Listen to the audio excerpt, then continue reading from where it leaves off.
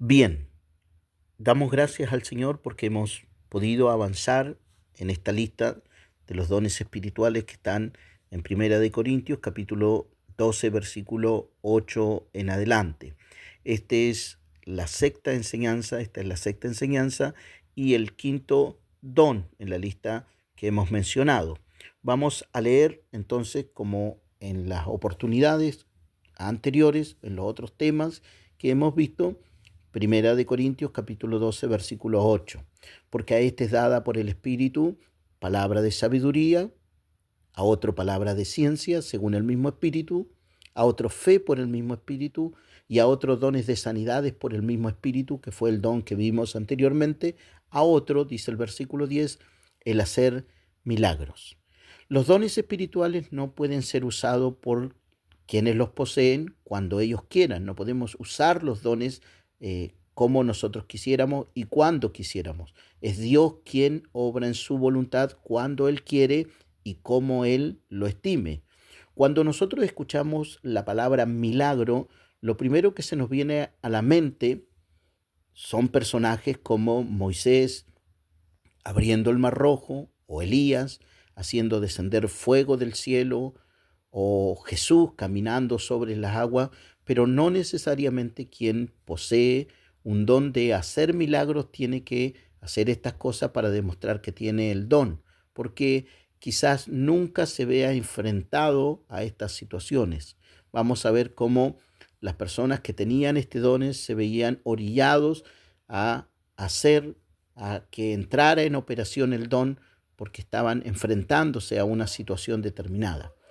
Hoy nosotros escuchamos muchas información, escuchamos mucha publicidad con frecuencia con respecto a cruzadas donde se promocionan noches de gloria, noches de milagro, congresos de sanidad. Entonces la pregunta que nosotros podemos hacernos es si puede un hombre determinar que tal día y a tal hora Dios sanará a los enfermos que estén allí.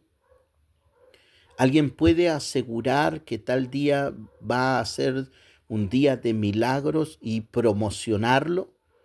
¿Está Dios obligado a respaldar aquello que se está comprometiendo la persona? Este don que vamos a ver a continuación está descrito en Primera de Corintios capítulo 12, versículo 10, como leímos, como parte de los dones del Espíritu, y está compuesto de dos palabras, la palabra hacer y la palabra milagros.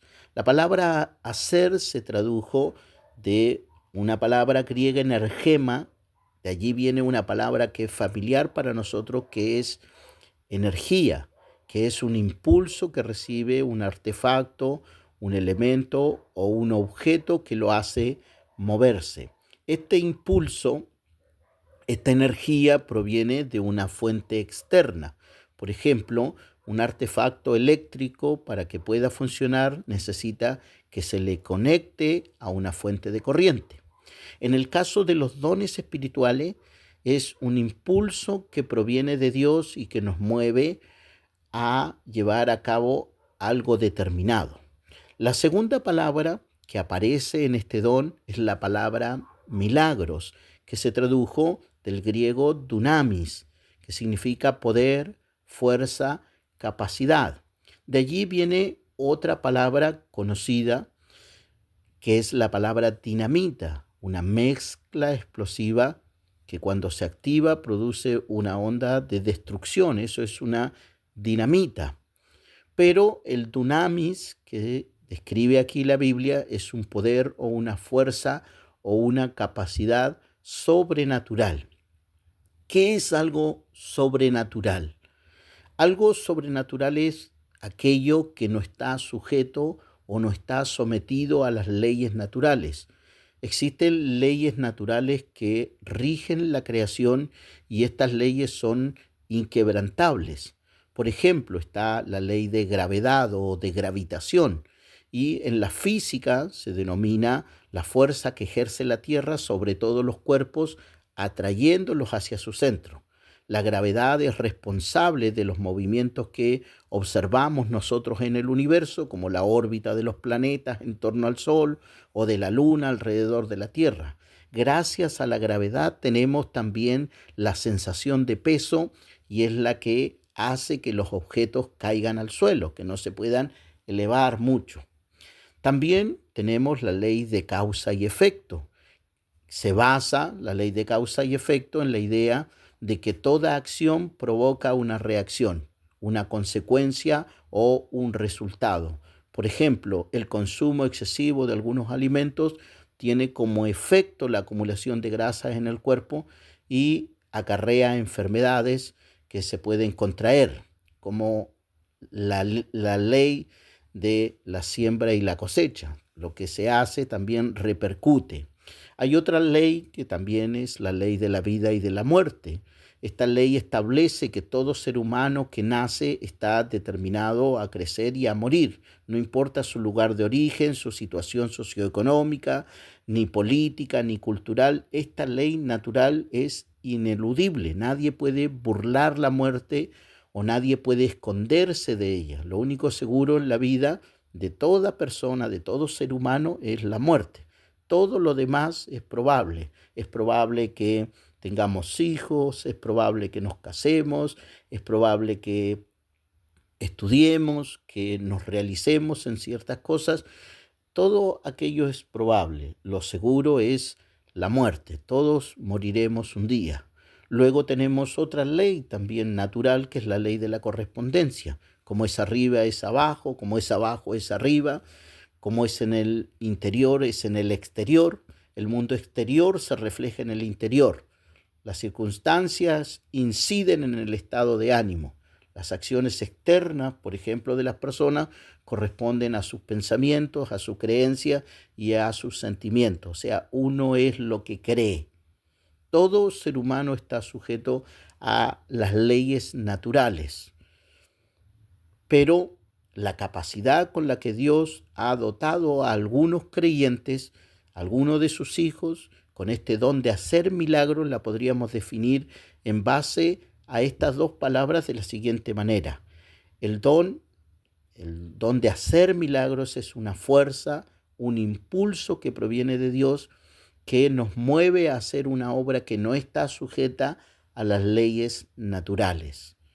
La palabra dunamis también tiene en la Biblia otros 3 significados que nos van a ayudar a entender de mejor forma el don de hacer milagros y están asociados a este don. La palabra poder también se tradujo de dunamis y es una fuerza, potencia, es una potestad o una capacidad de llevar a cabo algo. En el libro de Hechos, de los Hechos capítulo 1, versículo 8, encontramos esta palabra: pero recibiréis poder, dunamis, cuando haya venido sobre vosotros el Espíritu Santo, y me seréis testigo en Jerusalén, en toda Judea, en Samaria y hasta lo último de la tierra. La segunda palabra también que se tradujo por dunamis es la palabra maravillas. La primera dijimos que era la palabra poder, la segunda es la palabra maravillas, que significa una obra o acción que al ser ejecutada provoca asombro y admiración. El libro de Lucas, en el capítulo 19, versículo 37, nos dice que cuando llegaban ya cerca de la bajada del monte de los olivos, toda la multitud de los discípulos, gozándose, comenzó a alabar a Dios a grandes voces por todas las maravillas, dunamis, que habían visto. En una ocasión, mientras Jesús enseñaba en la sinagoga, unos hombres trajeron a su amigo que estaba inválido, incluso rompieron el techo para poder entrarlo y colocarlo cerca para que Jesús lo sanara. El libro de Lucas, en el capítulo 5, versículo 25, nos dice que al instante, levantándose en presencia de ellos y tomando el lecho en que estaba acostado, se fue a su casa, glorificando a Dios, y todos sobrecogidos de asombro glorificaban a Dios y llenos de temor decían: hoy hemos visto maravillas, hemos visto dunamis. La tercera palabra, también que se traduce por dunamis, en la Biblia, es la palabra señales, que es un distintivo, una marca que llama la atención de quien las observa. El libro de Marcos, el Evangelio de Marcos, en el capítulo 16, versículo 17, nos dice: y estas señales seguirán a los que creen, en mi nombre echarán fuera demonios, hablarán nuevas lenguas, tomarán en las manos serpientes, y si bebieren cosa mortífera no les hará daño. Sobre los enfermos pondrán sus manos y sanarán. Y ellos, dice el versículo 20, saliendo predicaron en todas partes, ayudándole el Señor y confirmando la palabra con señales, con dunamis, que les seguía. En el libro de Hechos, capítulo 8, versículo 12, también encontramos esta palabra: pero cuando creyeron a Felipe, que anunciaba el evangelio del reino de Dios, y el nombre de Jesucristo, se bautizaban hombres y mujeres. También creyó Simón mismo, y habiéndose bautizado, estaba siempre con Felipe, y viendo las señales y grandes milagros que se hacían, estaba atónito. Si nosotros juntamos todos los significados de la palabra dunamis, podríamos resumirlo de la siguiente forma. La palabra dunamis es una capacidad sobrenatural que da Dios para hacer una obra que tiene ciertos distintivos y que al manifestarse llama la atención, produciendo asombro y admiración. Vamos a ver entonces algunos ejemplos de milagros en la Biblia donde lo sobrenatural se manifiesta. Después de la muerte de Acab, su hijo Ocosías quedó como rey de Israel y 2 años alcanzó a reinar, y a causa de un accidente quedó grave, se cayó de una ventana que había en el palacio y manda a consultar a Baal-Zebub, dios de Ecrón, el dios de los filisteos, para saber si iba a sanar de aquella enfermedad. El relato lo encontramos en Segunda de Reyes, capítulo 1, versículo 3. Entonces el ángel de Jehová le habla a Elías y le dice: levántate y sube a encontrarte con los mensajeros del rey de Samaria, y dile: no hay Dios en Israel que vais a consultar a Baal-Zebub, dios de Ecrón. Por tanto, así ha dicho Jehová: del lecho en que estás no te levantarás, sino que ciertamente morirás. Y Elías se fue. Cuando los mensajeros se volvieron al rey, él les dijo: ¿por qué volvieron? Ellos le respondieron: encontramos a un varón que nos dijo: vayan y vuelvan al rey que los envió, y díganle: así ha dicho Jehová, no hay Dios en Israel que tú envías a consultarle a Baal-Zebub, dios de Ecrón. Por tanto, del lecho en que estás no te levantarás, sino que vas a morir. Entonces él les dijo cómo era aquel varón que encontraron y el que les dio esta palabra. Y ellos le dijeron: era un varón que tenía vestido de pelo, ceñía sus lomos con un cinturón de cuero. Entonces él dijo: era Elías. Lo reconoció que era Elías, y envía a un capitán de 50 con sus hombres, el cual sube al monte en el que estaba, y aquí que él estaba sentado en la cumbre del monte, y el capitán le dijo: varón de Dios, el rey ha dicho que desciendas. Y Elías respondió y dijo al capitán de 50: si soy varón de Dios, descienda fuego del cielo y consúmate con tus 50. Y descendió fuego del cielo que lo consumió a él y a sus 50. Y vemos nosotros también en esta misma historia que se vuelve a repetir. Volvió el rey a enviar a otros 50, a otro capitán con sus 50. Les dicen entonces las mismas palabras, y entonces Elías dice: si soy varón de Dios, descienda fuego del cielo, consúmete, que te consuma a ti y a tus 50. Y ocurrió lo mismo, muriendo. El caso de los profetas de Baal, también en el Monte Carmelo, era bastante similar a este, porque los hechos que ocurren allí, si bien están basados en la confianza absoluta que tenía Elías con Dios, rompe las leyes naturales, porque es sobrenatural el hecho de que caiga fuego del cielo. Y vemos nosotros que en el caso de Elías era algo recurrente, no solo en el monte Carmelo, sino aquí se manifiesta también en la viuda de Sarepta, donde también vemos una particularidad en este don que es más común de lo que nosotros podríamos incluso creer.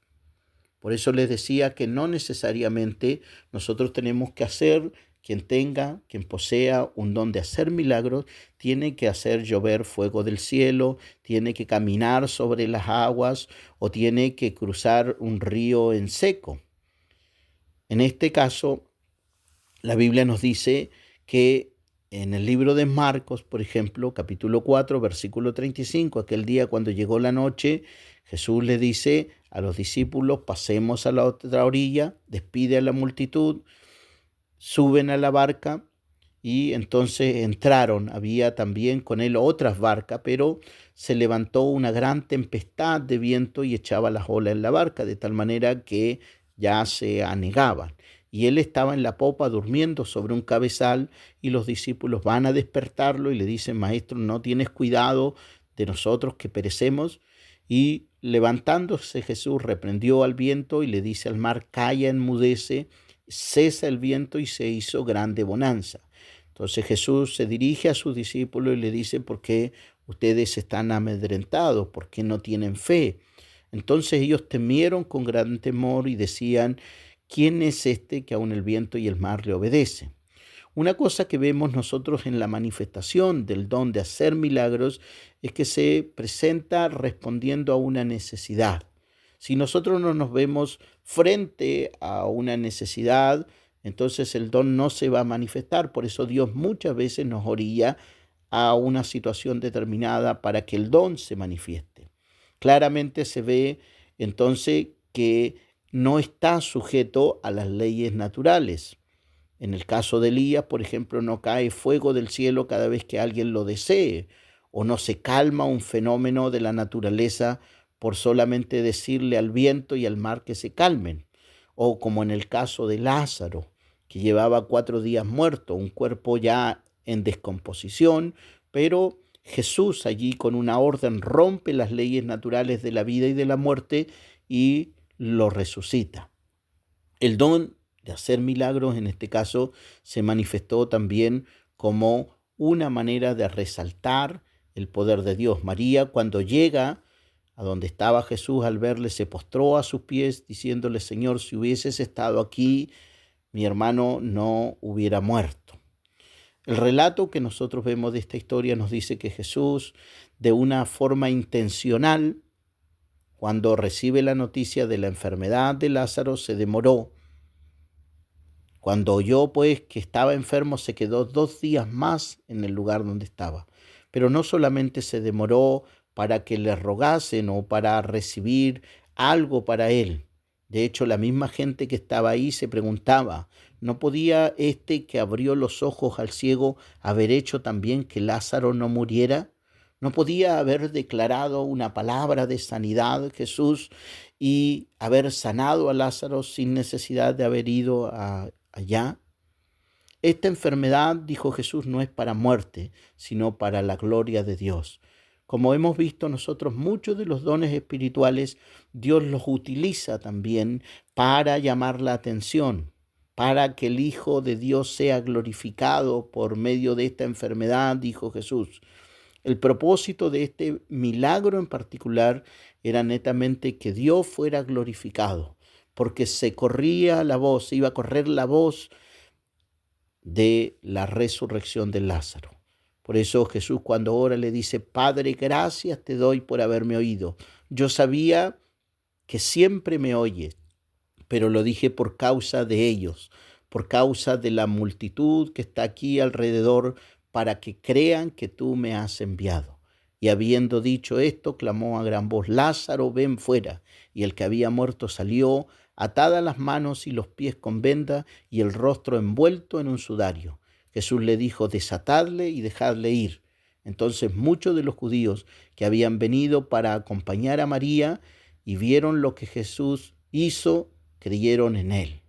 Si nosotros miramos este don a través de estas evidencias podríamos decir con toda seguridad que son muy pocos o son pocos y muy pocos los creyentes que poseen este don. Es más, podríamos decir quizás que no conocemos a nadie que pueda hacer o que haya hecho este tipo de hazañas, caminar sobre las aguas, hacer que el sol se detenga, hacer que un hacha flote en el agua, abrir el mar o convertir el agua en vino, pero resulta que el don de hacer milagros puede estar allí en más de alguien, manifestándose de una forma, de una manera más común, y no tiene que ver con hacer prodigios o señales tan deslumbrantes o por lo menos no visibles. Quizás a usted le ha tocado en más de alguna ocasión orar por una necesidad económica de provisión, donde en respuesta a esa oración también Dios ha hecho un milagro, ha provisto para una necesidad de alimento, ha aparecido allí, ha roto Dios las leyes naturales, haciendo que a personas se les multiplique el gas, por lo menos en medio de una necesidad. En el libro de Segunda de Reyes, capítulo 4, versículo 1, vemos una historia también donde el profeta Eliseo manifiesta un don de hacer milagros. Una mujer de las mujeres de los hijos de los profetas clamó a Eliseo diciendo: tu siervo mi marido ha muerto y tú sabes que tu siervo era temeroso de Jehová y ha venido el acreedor para tomarse 2 hijos míos por siervos. Y Eliseo le dijo: ¿qué te haré yo? O declárame qué tienes en tu casa. Y ella dijo: tu sierva ninguna cosa tiene en casa, sino una vasija de aceite. Él le dijo: ve y pide para ti vasijas prestadas de todos tus vecinos, vasijas vacías, no pocas. Entra luego y enciérrate tú y tus hijos, y empieza a echar en todas las vasijas el aceite. Cuando una esté llena, entonces ponla aparte. Y la mujer, en obediencia a la instrucción del profeta, se fue, cerró la puerta, se encerró con sus hijos, y ellos le iban trayendo las vasijas y ella iba echando aceite. Cuando las vasijas estaban llenas, entonces le dice a su hijo: tráeme otra vasija. Y él le dice: entonces se terminaron las vasijas, no hay más. Entonces cesó el aceite, y ella viene luego, le cuenta al varón de Dios, el cual le dice: vende el aceite. En este caso, un milagro se produjo allí, rompiendo las leyes naturales, multiplicando el aceite que estaba, con el propósito de que ella cancelara una deuda que tenía con sus acreedores, y para que con el resto de lo que le sobrara pudiera vivir tranquilamente o les quede para vivir. Entonces, como hemos visto nosotros, el don de hacer milagros, si bien las Escrituras nos muestra que es un don escaso que tienen algunas personas, que pueden recobrar la salud, que pueden devolverle la vida a una persona que está muerta, también puede manifestarse de acuerdo a la necesidad que se dé en el momento. Puede que una persona ore también por alguna necesidad económica, y Dios en respuesta también provoque un milagro rompiendo las leyes naturales, como se ha visto en aquellas personas que poseen el don. Si bien también es un don que no es muy común, que es muy escaso, no por eso es un don que ha cesado de operar, sino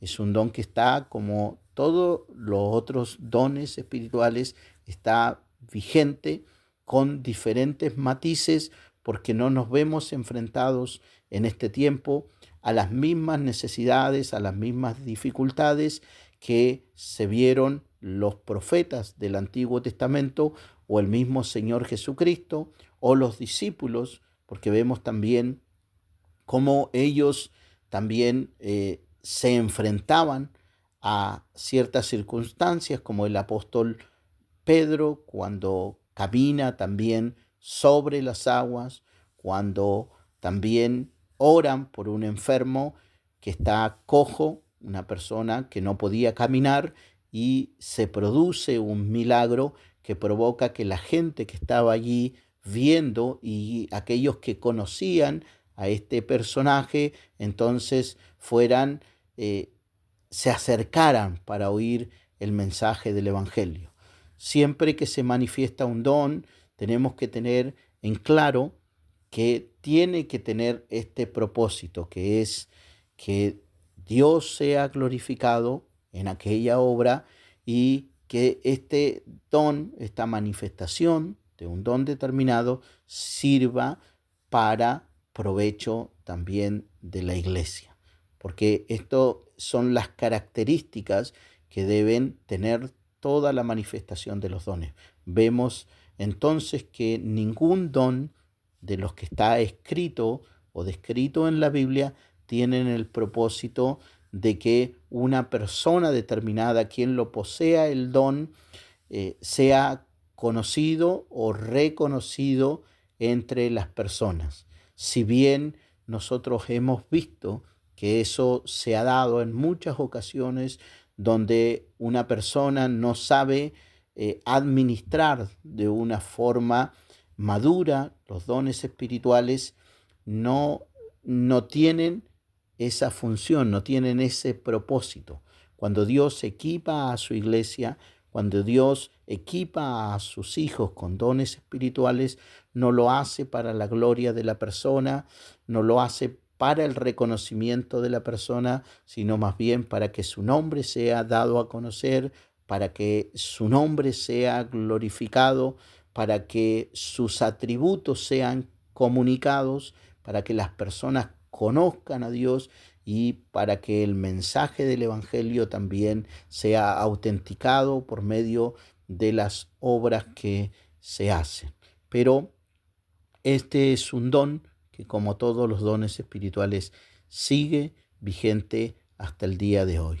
El Señor nos pueda ayudar a nosotros a administrar de una buena forma los dones, las capacidades sobrenaturales que Dios nos ha dado, porque tienen también en nosotros el propósito de que cada vez más, por medio de esas manifestaciones, conozcamos al Dios al que servimos.